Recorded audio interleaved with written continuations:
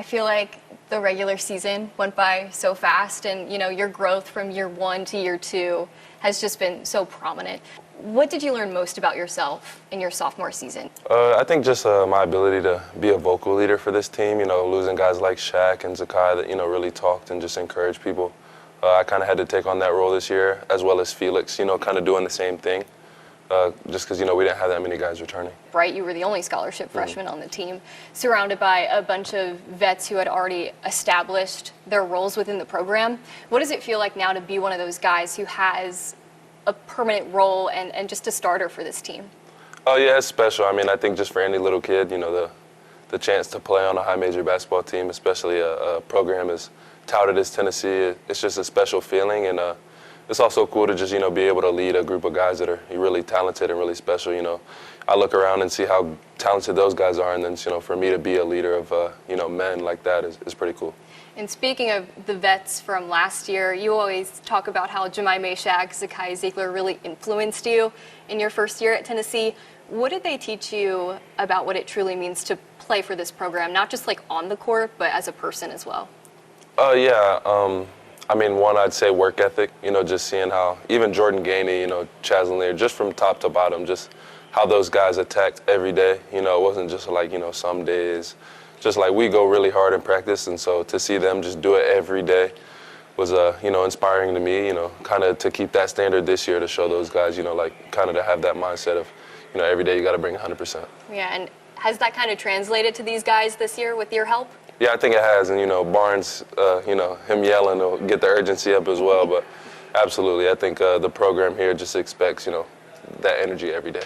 Speaking of Barnes, and you talk about your role as well, defense is the key to that role. He's a defensive coach. He loves his defense, and he gives you your flowers anytime he can when we're talking about the defensive side of the ball. How important is it for you to continue making him proud in that way? It's super important. The team needs it. He's relying on it for me to be one of those guys that can, help get a stop. And it's a group effort, obviously, every time. We have to plug gaps, and I think that's a big part for me is, even when I'm not just guarding the ball, off the ball defense is just important. But yeah, we need it every night. So from all the guys. All right, before we get into any postseason talk, I wanted to see if I could guess your favorite play from the regular season that you were a part of this year. Okay. And you can write down the play, and I'm going to try to guess it. It's going to be really embarrassing if I'm wrong, but I think you'll be right. Okay.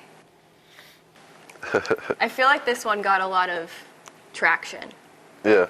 Okay. Okay, you go first. I'm going first? Yeah. I got it right. Yeah. I got it right. You guys, that's awesome. That was pretty cool. Good connection from me and Nate right there. You saved it, got it to Nate. He got it back to you. You lobbed it up. He slammed it in. Felt like a prime Clippers, Chris Paul kind of situation.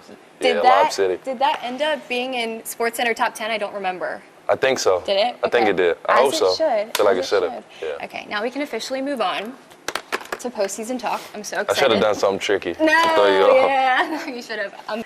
Okay, cool. So I know that you grew up watching March Madness all your life. To know that you're going to have a much bigger role in the postseason for Tennessee this season, how exciting is that? It's super exciting. It was obviously surreal last year, just being a part of it, being there, on the court, just the environment, the little things, like them giving us little gifts and stuff like that. It was all just really cool, but obviously having a bigger role this year, making a big impact on the team, that I think can make a March Madness push, it's really cool, yeah. I think you played, I looked at your minutes, 5 minutes against Wofford last season was the only minutes you got in the NCAA tournament. What do you remember about those 5 minutes, and how excited are you to just play more?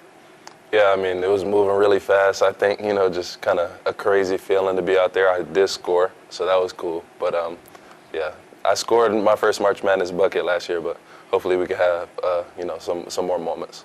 What are your top 3 favorite March Madness moments of all time? Growing up in North Carolina, I think the first one that always jumps out to me is the Luke May game winner, at the elbow. So is that 1 or 3? That's 1. Okay. I got to put that at 1. The next one that I think jumps to mind would probably be the Jalen Suggs half court to go to the national championship. I remember watching that. I might have been in class, if I'm not mistaken. That's I'm not crazy. sure. I That one was pretty crazy. And Did you used to set it up in class? yeah, on the Chromebook. I would get in trouble. Sometimes the teacher would like put it on the TV if we were done with our work, but sometimes we had to sneak it on the Chromebook. That's hilarious. But that's one for sure. And then it'd probably be either, I say the San Diego State game winner. That was really cool. Or just I think UNC winning the national championship after losing the year before. Villanova. The crazy game, the game winner. That was I cried. 2017, right? 2016, 2017? I think 16 and they won 17 maybe. Yeah, because I was at that parade, the Villanova parade.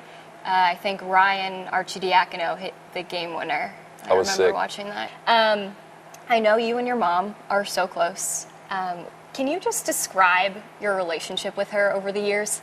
Yeah, like my best friend, I'd say. We grew up, me, her, and my grandma for the beginning portion of my life, and then it ended up just being me and her. So, you know, we've been as close as I think a mother and a son could get, just being together every day.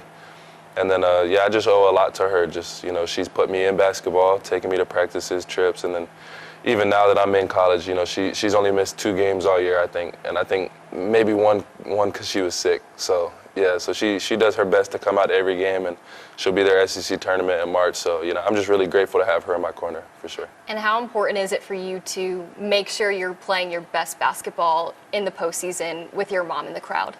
Yeah, anytime she's there, you know, I want to make her proud, and you know, I pray every game, you know, just to try and make God proud and her proud and my grandma, because, you know, those are the people that put me in this position and gave me the ability that I have. And so hopefully, you know, I don't want to put it to waste. So. Yeah.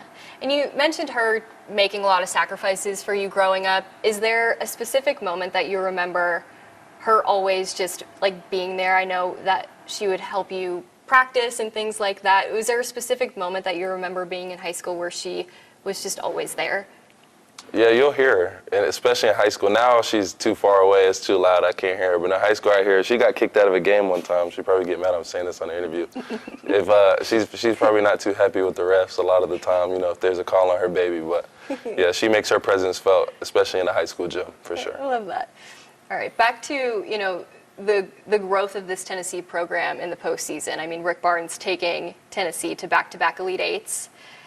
This team has not ever reached a Final Four, though, this program. Why do you think this group could be the group to make it that far or even take it further? Yeah, I think we're super talented, and I think our best basketball is still ahead of us.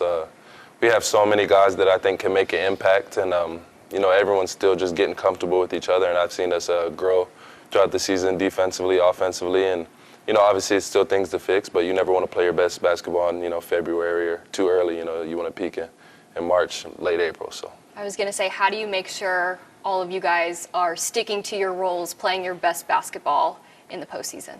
Yeah, I think just holding each other accountable. Obviously the coaches will talk to us and, you know, film, breakdown, all that stuff, but I think just coming together as a group of guys, I think we've gotten so close to where we have that ability to, you know, kind of talk to each other and hold each other accountable because obviously our goal is to win championships. So, what has that switch been like, going from being the only scholarship freshman on the team last year to being a vocal leader this year, especially this time of year?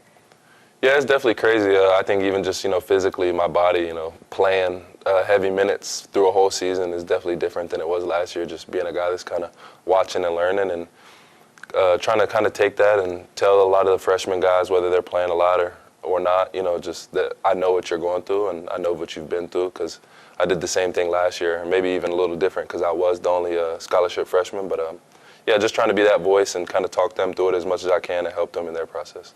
I think Jemai Mashak talked a little bit about this maybe before the Sweet 16 last year, about not just winning for this Tennessee basketball program, but winning for head coach Rick Barnes. Can you speak a little bit on that? Yeah, obviously he's an all-time great coach, and I think the biggest thing we all see with him is just his consistency day in and day out. You know, he never has an off day coming in. That energy, you know, whether it's, you know, used to yell at us or help us, it's there every single day, day in and day out. So us just seeing that and us trying to match that, like I said, and give 100% is something we really look up to, being that consistent.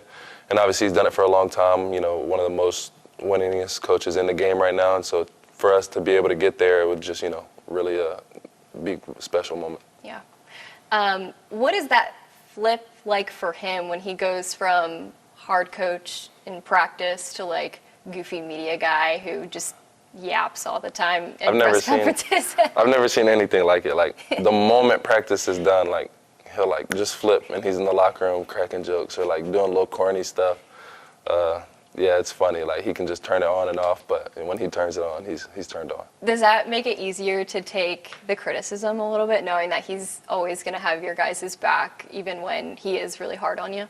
Yeah, at the end of the day, it's just he demands excellence because that's what he's trying to get. And, sometimes it can be hard to hear, and, yelling is never fun to, receive that. But, at the end of the day, you know what the goal is, and he's really just trying to get the best out of us and, win as many games as possible because we have the common goal. So.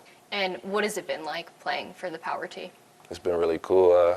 Just to be able to suit up next to guys that are so talented, it's awesome. And just playing basketball your whole life. And, sometimes you got to take a step back because, when you're in it, it just kind of feels like a day-to-day process, like a job like anyone else. But when you kind of take a step back and really look at it, your younger self would be just, in awe of what you're doing, really. So it's cool. I love that. 2 more questions for you. The fan base travels a lot as well. There's no doubt going to be a ton of orange wherever you guys are placed. We know that. What does that mean to have such a supportive fan base behind you guys day in, day out, even if there's a loss on deck? Yeah, it's awesome. Knowing they have our back, knowing that they're supporting us is really cool. Last year they traveled really well, and no matter where you are, I don't know if it was South Carolina, it was probably more orange in the stands than it was, that red or whatever color they are, crimson, I guess. But yeah, it's special, and it gives us a boost just knowing that they're in our corner, and yeah, it's really cool. If you were to describe what the identity of this team needs to look like in the postseason, what 3 words would you use to describe it? 3 words to describe our identity. You have good handwriting. Thank you. I don't think so, but you're really trying. People tell me that. No, I'm not. You're not trying? No, not too hard. That's crazy. See, that's kind of running together right there. I did 2 T's to start. I was trying to think if I could do another T to make it a little thing. That would be kind of cool. That would be cool. I don't think I can. It's okay. Sorry. All right, what do we got? First one I have is toughness. I think that's just kind of Tennessee's identity to begin with, and I think you got to have that level of toughness. Try not to win the toughness battle every game. I think it's huge. If you're the hardest playing team out there, then it's kind of hard to win. Even when shots might not be falling and stuff like that. Second one I have is togetherness. I think we all got to kind of be on that same page, play together, be connected. Because I think when we do that, we're a really hard team to beat when everyone's on the same page. And then the last one I have is heart. I think that's the biggest thing. Just, a tournament, you got to win so many games, in a row. You don't have a lot of days off, so you just kind of got to have that heart. And I think that's something I can kind of take from last year's team, just with Zakai and those guys. Just, I think that's something they showed night in and night out. So I think those are the 3 things that came to mind. I love it. I'm a perfectionist, so I got to try to make this better. Yeah. Hopefully I spelled everything correctly. That would have been embarrassing. But I think you're good. That's pretty good. It's great.